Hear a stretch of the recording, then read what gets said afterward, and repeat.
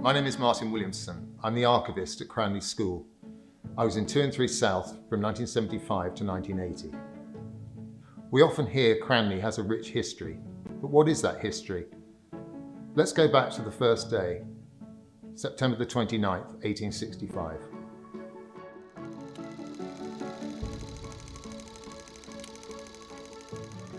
So in the 1850s and early 1860s, there was a move across the country to found schools to educate the middle classes. So in 1862, a group of local businessmen met and set about founding a school primarily for the sons of those in agriculture and business in the county of Surrey. George Cubitt, who was the MP for West Surrey, donated 8 acres of land on a hill outside of the small village of Cranleigh.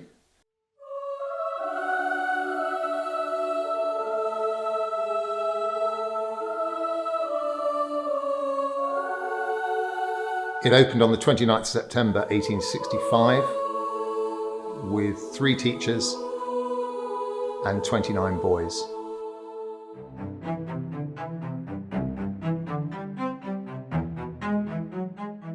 The original school was only what we now see as the south and east buildings of the quad. There was no chapel, there was no dining hall. They simply didn't have the money to build anything bigger. And the initial aim was to reach 100 boys. They did that very quickly.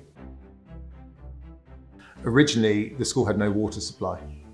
So they dug a well by the gate and a poor horse had to walk round and round in circles all the time to pump water up to the school. And it did that for 5 years before they managed to get a water supply connected. The original chapel was in what is now the admissions office. The Williams Library and Reading Room were the junior and middle school classrooms, large classrooms with 40, 50, 60 people in each.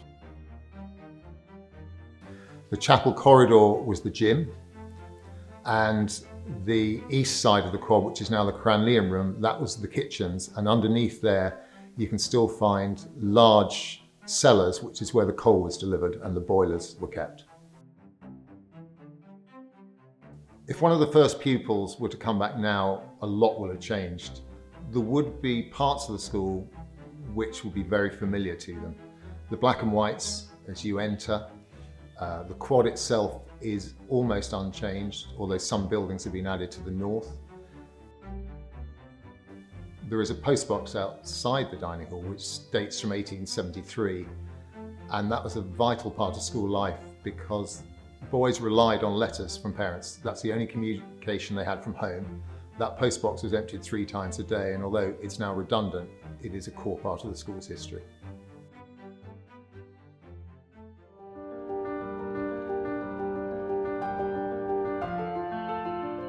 In the first summer of the school, boys were allowed to go swimming in the canal, which was still, in those days, active. Unfortunately, one boy drowned, and the school realised there was a need for a proper swimming facility. So they built a tiny pool, which is now under the north of the quad. It's still there, it's accessible through a trapdoor. In the 1960s, that was still part of North House, and some enterprising boys realised that you could go down there and use it for small-scale parties and music. And they rigged up a system whereby if the main door into the enterprise office opened, it would immediately cut all the electricity. So any masters who were trying to work out what was going on would open the door to be greeted with darkness and silence. They closed the door and immediately the music would start up again, and they never actually found it. That proved inadequate for the numbers, so the big outdoor pool next to the golf course was built. It was sourced from the stream, and boys reported that one of the problems in the summer was if they went swimming, they came out with leeches attached to them. Again, the problems in that were obvious. And then they built a bigger pool under what is now the Clive Stevens Recital Hall in the MMS. That was called the Colds. It was nicknamed for obvious reasons. It was very, very cold. The water was changed once a week, and by the end of the week, the reports were it was very, very dirty. In a bid to install some classical culture, the Colds had friezes erected along the top wall, and there were originally statues of Roman gods as well.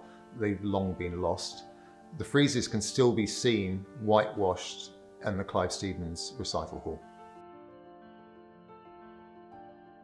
An outdoor pool was then built in 1959, which proved very popular, particularly in the hot summers, and that in turn was supplemented by the current indoor pool, which was built in 1991, and the outdoor pool was finally demolished in 2010 as it proved to be too expensive to heat.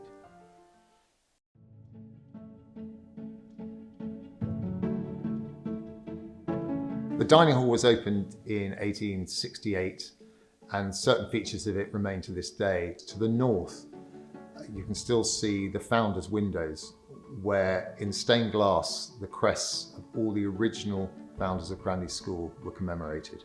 The fireplace, which hasn't been used for decades, has in Gothic script written over it, "Warm heart maketh warm hearth." The only heating for that massive room was from the fireplace, so in the winter, sitting near it was an extremely enviable position, less so on the warmer days. As you walk in through the main doors, halfway up on the left-hand side, there's a small black door. That was put in place as originally that led off the senior matron's room, and she was able to open it and spy on her young servant girls and to make sure none of them were daring to talk to the boys. The first main water supply came from the opening of the Hascombe Waterworks in 1886. Until then, water was a main source of illness. So the way around that is they served beer to the boys. It's not like a pint we know it today. It was very watered down beer, but the whole process of making it meant it was effectively pasteurized or sterilized, so they could have beer.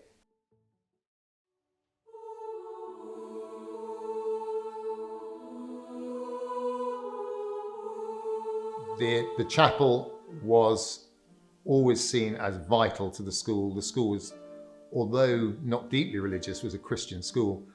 Funds were raised, almost all donated by one man, Henry Peake, and the chapel was opened in the summer of 1869.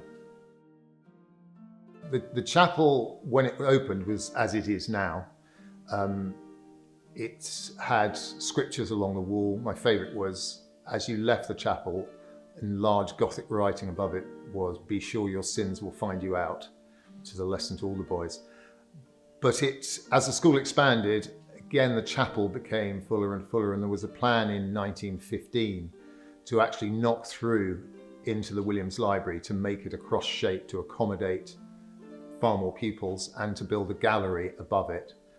The First World War scuppered that. There was no ability to build anything. We had to wait another 100 years for the gallery to be built.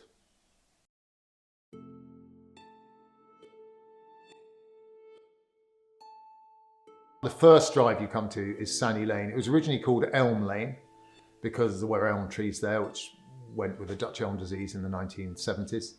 It then became Sanney Lane because the building that's now Cubit was opened in 1880 as a sanatorium. It was again one of the first purpose-built sanatoriums in the country. It had full-time nurse and matrons, and for 80 years it operated as a school sanatorium, hence Sanney Lane. I think the thing is now we tend to regard the school as, rightly in all schools, as very safe places. But in Victorian times, illness was prevalent and death was commonplace. There were outbreaks of illness at the school, mainly to do with scarlet fever and smallpox. The worst involved, I think, 3 deaths in 1 year. But Cranleigh was relatively unscathed. Some schools reported dozens of children dying over a decade. Cranleigh never had that, and a lot of it was put down to the original founders putting it on a hill. There was something to be said for the breezes blowing the illness out the corridors. Death was there. We have on record processions from the school to the village churchyard where funerals were carried out. The cost of taking boys home to be buried was too high, so they were buried locally. There's actually a corner of the village churchyard which contains at least a dozen graves of Cranleighans who died at the school.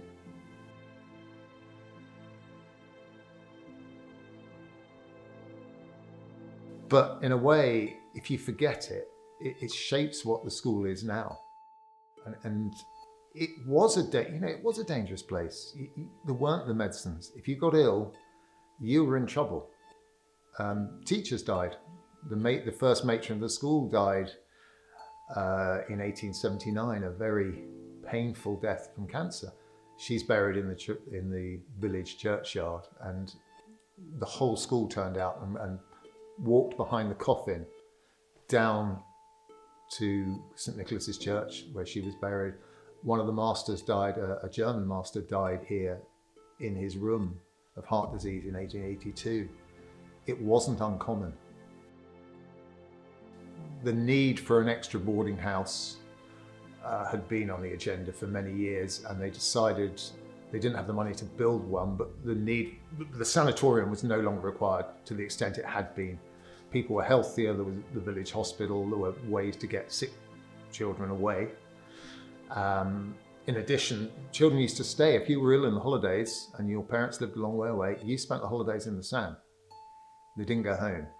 That need had gone. They wanted a boarding house, so they converted the sanatorium into the 7th boarding house, which was named Cubit. That opened in 1961.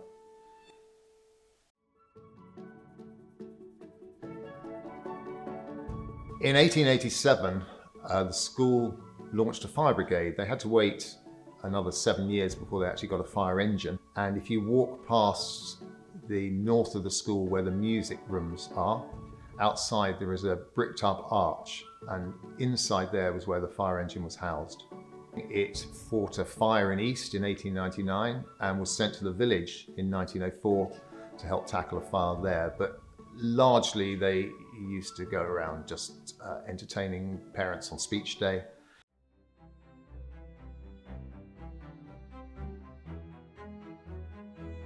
Once the chapel was built, they could no longer use the chapel corridor as a gym, so a small gym was built on the design workshop site. That was expanded in 1897 for Queen Victoria's Diamond Jubilee, and you can still see the steps to the gallery over the gym outside or opposite the chapel. And that's where on speech day, parents filed in, they sat in the gallery, the boys sat in the main gym. The gym was also used for plays, which were primarily held in daylight hours because the lighting was very rudimentary then. And still today, you can see remnants of the old gym in the markings on the wooden floor for basketball courts and other sports. Apart from football and cricket, the oldest sport in the school is fives. So fives courts were originally under what is now the MMC. When that was built in 1906, they moved across opposite that, and then in 1930s, they got their own purpose-built fives courts, which is where they still are to this day.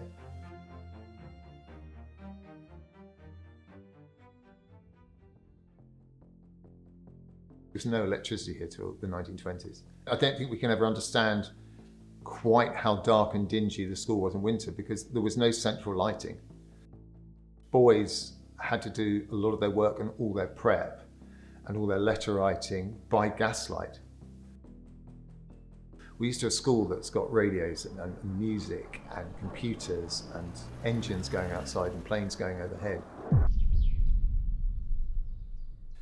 Back then, Cranleigh was isolated. It was on a hill. It was built on a hill for the very reason it was believed that the winds would blow the sickness away. And so it was a silent place. There were no cars going past. Horseshoe Lane wasn't tarmacked till 1906. There were no visitors to the school. Parents didn't visit. It was too far away.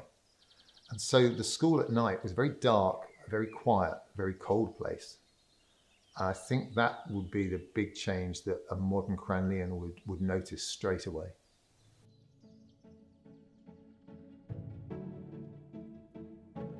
Although George Cubitt gave 8 acres, there was the school and then there was a sloping south field. And although they had a football pitch on the south field, which you can see in the early pictures, and the first ever sporting event was on the afternoon of the 29th of September 1865, when the 3 masters, and aided by several of the bus aerial staff played the boys at a game of football.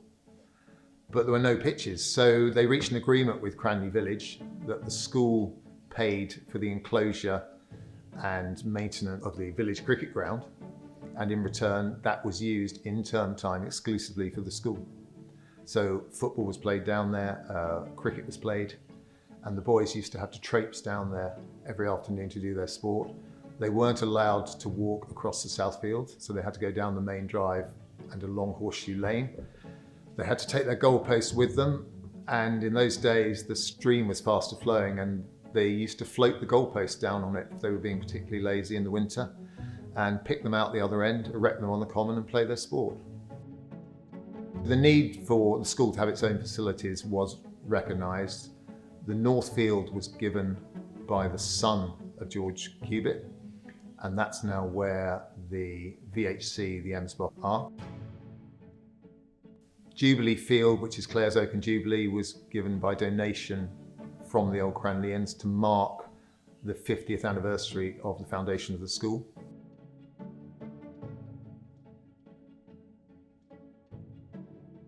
When Cranleigh opened, the oldest boys were 16 or 17, the youngest were as young as 7.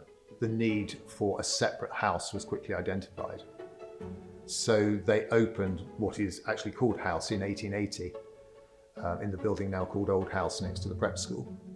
That was where the junior boys slept and ate, and they came across to the school to do other bits and pieces. A need for a prep school was identified in about 1910 or 11, so land was again donated, 17 acres were donated, and building started in 1912, and the prep school opened on the 19th of September 1913. In those days it was still called House. It became Preparatory House in 1916, the Junior School in 1931, and Cranleigh Prep School in 1968. In the early part of the 20th century, Cranleigh was slightly on the slide. All schools were struggling. Cranleigh was no exception. The new headmaster, who was appointed in 1908, really never settled. His name was Charles Tyler. Numbers continued to decline. By 1910, the governors were actually actively looking at the possibility of the school having to close. When Tyler left, after 3 years, they appointed a new head from Ardingly, and to show a sign of confidence in the school, they opened a new science block, which is where the common room will now be. That was opened in 1912. It was believed to be the first purpose-built science block in the country. It was very much a statement from Cranleigh and the governors of, we're here to stay.